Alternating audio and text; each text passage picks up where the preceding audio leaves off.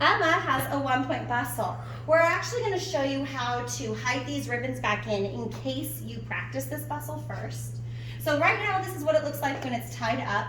There are these little ribbons here that are kind of tucked in. I'm going to be very gentle and make sure that as I'm untying, I'm not tying it into a knot, just like that. These ribbons like to pull themselves in. So just make sure that those ribbons are not twisted, and then you can just undo that and it comes right out, okay? So when it comes out like that, there's a little loop that hides back into the train. And we have these little guys. So to pull these ribbons back in, we're gonna go underneath all of these layers in the train, but it's on top of the crinoline layer. So directly behind here, next to the zipper, there's a little button, and I'm just gonna pull that button into the dress, and it's hanging. So now this little ribbon is hanging on the inside of the dress and not on the outside. So if you practice it, make sure you come back up here. Where did this one go? It's on one side of the zipper. Okay, there we are.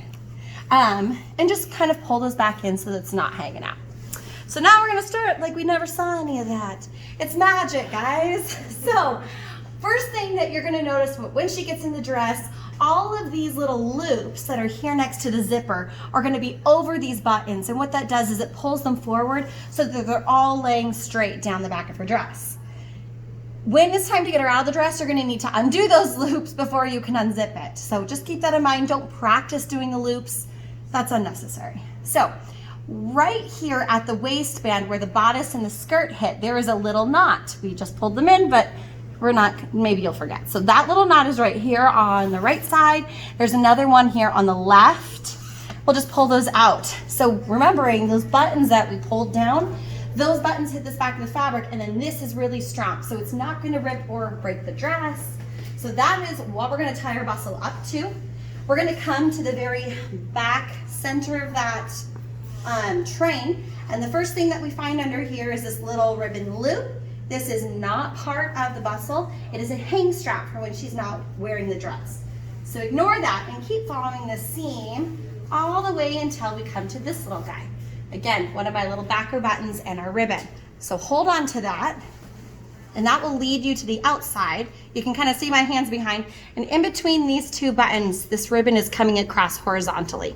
So I'm gonna go ahead and pull that out until it's a loop. Now we're gonna just tie this up. The most important part about this is that when you tie this up, that this doesn't droop down. Our goal is to get this loop to be all the way up against the fabric. Because we are through all the layers of the train, it is pretty heavy. So I don't like fighting, and you definitely don't want to fight with this dress. What I like to do is stick my knee up here and hold the weight of this fabric up so that I can just gently put this here and then tie it how I want. You can have another person come and tie this with you if you felt like that was more secure, but either way, your knee or another person's hands. I'm just gonna tie this into a bow right now.